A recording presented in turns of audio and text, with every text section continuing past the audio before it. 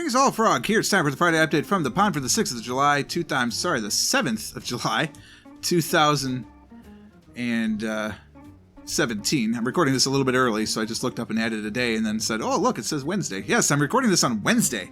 That's how quickly I'm done with this week's stuff. And rather than forget to record this on Thursday, I'm just going to record it today on Wednesday. So, yeah, still haven't done anything for VidCon, started a new channel. I'm late to the party, and now it'll be, hopelessly out of date, but so be it. I wanted to talk about a couple of things today. What are we going to talk about? We're going to talk about the schedule as it was. We're going to talk about the schedule coming up. We're going to talk about a bunch of different things, honestly. First, there might be some playlist changes on the music because I got a couple of free music offers while I was at VidCon. So I'm going to take advantage of that, download some music. Second, I got the possibility to get Crazy Talk 8 for free. So I'm going to try and animate my frog and see about that. The problem, of course, is it's not guaranteed to work for Windows or Linux because it's Windows and Mac only. So I will install it on my laptop and hope it has enough power to actually run the animating software. And if not, well, I don't know what I'm going to do. But I have an opportunity to get it for free, so I'm going to do that. I still want to do a VidCon wrap-up, of course. That will be on the new channel. Speaking of channels, I have a decision to make because the way I learned much at VidCon about how the YouTube algorithm works. One of the things that happens with the YouTube algorithm is it recommends to new people. Now, this is a new change. It's about a year old, actually. I guess it's not that new, but it's still about a year old.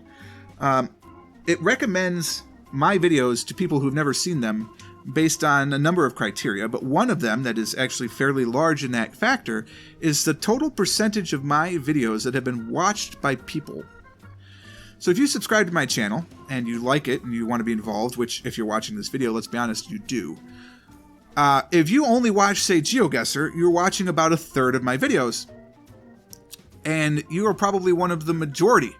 Most people only watch, 4 or 5 videos a week, which is, 20%, which means I'm not going to get ranked as high as somebody that's only has 3 videos and has a loyal fan base that watches all 3 of them. Now, the fact that I'm in the Let's Play vertical already makes it tough enough because, let's be honest, Let's Plays and Let's Players do not get the same type of audience as do vlog channels or scripted content.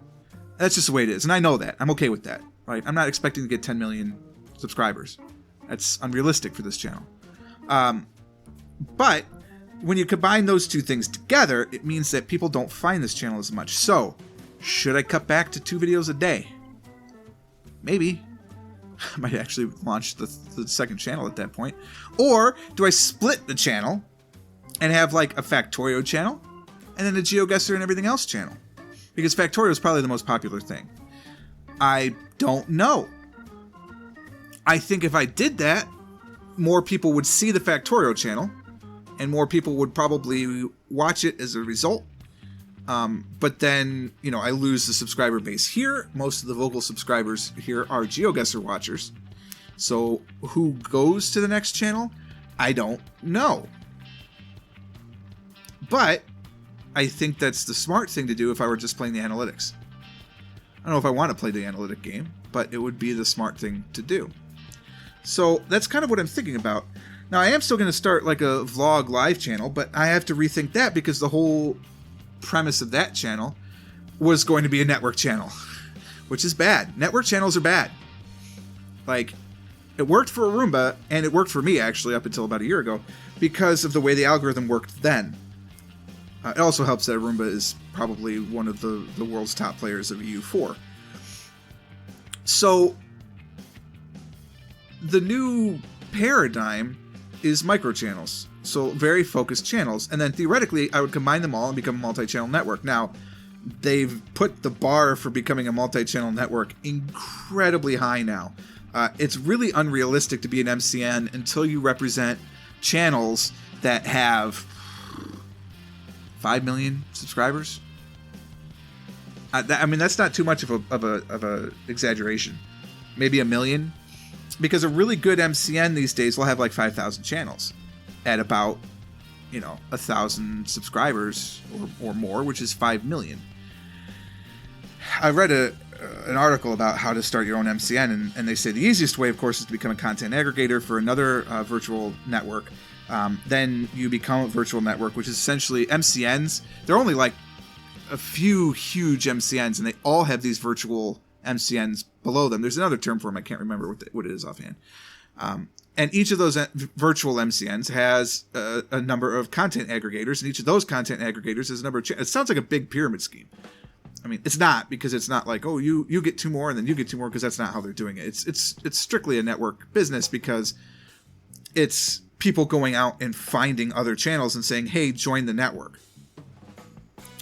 But there are very few homegrown MCNs, like Geek and Sundry, for instance, is like a multi-channel thing. And the only reason it works is because it has such a huge following potential in Will Wheaton and Felicia Day, and now that they've built their start, it's, sky's the limit from there. They can really attract other people. And then they do have a number of shows that came in. DFTBA, that's another great example of an MCN that grew from the ground up. It's possible. It's very difficult now. DFTBA and Geek and Sundry both started early in the game, right? So we're coming into YouTube late in the game. Does it mean we should be somewhere else? Maybe. Honestly, I'm looking at Mixer a lot and thinking about doing more streaming. It's working for Light, sort of. I'm very interested to see what he's doing, and I'm hoping to partner with him on a number of things, because he's writing an algorithm that sort of discovers what games, quote unquote, should a YouTuber be playing to get the best views and subs and stuff. And I think it's very interesting work. And frankly, we're good friends from a ways back.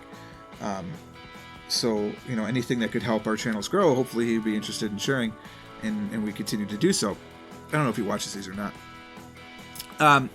So that's kind of what's going in my head right now is, where do I go from here? Do I split this channel into 2? Do I just go down to 2 videos and not split it into 2? What to do to try and play to the algorithm without sacrificing what I am, without sacrificing the content and the enjoyment that you guys get out of it. So what was I going to do on this network channel? Well, I actually had like 4 main ideas, 5 main ideas that were kind of going to be weekly shows. Now, granted, it's only 5 videos a week. It's much less than 21. This week was 24. So it's 25 rather. So theoretically, it would be more discoverable even with that format, but I don't know. One of them was just going to be a vlog, right? Because I like vlogging. I like talking about my life, and I think interesting things happen, and so we just do a weekly vlog about whatever topic kind of hits my mood. I know not a lot of you like the religious thing, which is fine, but I'm really intrigued by like reading religious texts and really getting into the background behind it, the cultural whys and wheres and wherefores that make it what it is, and comparing them to other religions. So like comparative religions rather than like, this is the way it is, God is clearly this, and you must obey the wet noodly appendage. No, I mean, that's not the idea. The idea is to kind of take a look sort of in a sociological view of like, why do humans believe this? Why was this written? What does it mean then? What did it mean then? What does it mean now? Has it changed? Should it change? And just having talks about that, and like because I know a couple of priests, and I know a rabbi, a couple of rabbis actually, and I might try and get a hold of an imam. I don't know any personally, at least I don't know if I know any personally, and talking about how these things all come together to try and create a better world, basically. Don't steal these ideas, by the way. I mean, if you want to, I suppose you can. There's room enough out there for everybody. I'd like to do a composer's forum, because I haven't written music in a while, and that makes me sad, and I would like to write more music. So I think that I might live stream, like turn a live stream session into music writing.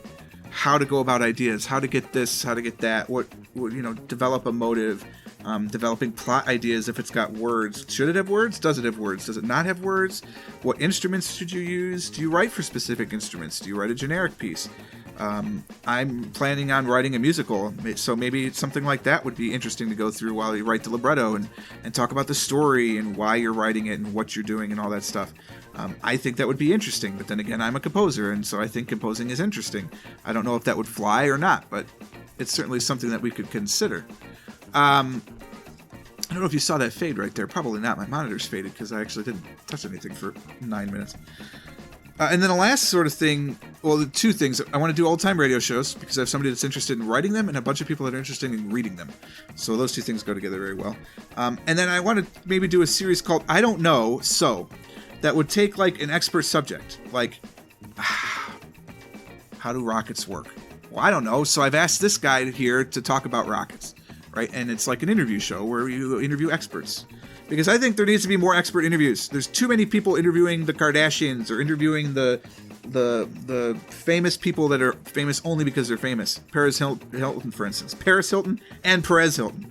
I think that there needs to be more discourse about people that actually know what the hell they're doing. Now, it'd be interesting to talk about the Kardashians from a standpoint of how does it feel to have your life recorded constantly and be part of these real... quote-unquote television shows, the reality television shows. What's that like? You know, like a behind-the-scenes things. That would be interesting, because the Kardashians are experts at that, because they've done that a lot. There's definitely more than 10,000 hours put into recording the Kardashians for a reality TV show. Yes, those were air quotes. But things like that, because I think that's interesting to me, and if I'm going to create it, it should be interesting to me, and then that would be interesting to you. So those are my ideas. I don't know. Let me know what you think in the comments down below, or send me a private message if you don't want to be in a public forum. I understand that completely. However you want to do it, just those are my thoughts going forward. All right. Third thing we're going to talk about. Here's this week. Obviously, it's Wednesday, and it's done, so I feel good about that. Tomorrow, I'm going to start recording more. I'm going to start driving for Uber to pick up some extra scratch, so I'm going to start doing that on either the Friday or Saturday that I'm not at cabs. So Friday's a cabs night, which means I'm going to drive Uber on Saturday night, and then probably Sunday afternoons, and then maybe like before I go to work or after I go to work, and I'm going to shift work by like an hour so I can pick up that time just to get some scratch. I mean, you could do $75 a day working 3-4 hours. So, you know, you do that 7 days a week, and that's 400 some odd extra dollars. That's money, you know, and just trying to get out of debt faster and maybe be able to afford a down payment on a house type of thing and see how it works. But that's going to go from there. So, you know, I don't have a lot of time free, but I've got some time free, and I'm gonna try and continue to keep the recording schedule going as well, Saturday and Sunday mornings. Pretty typical.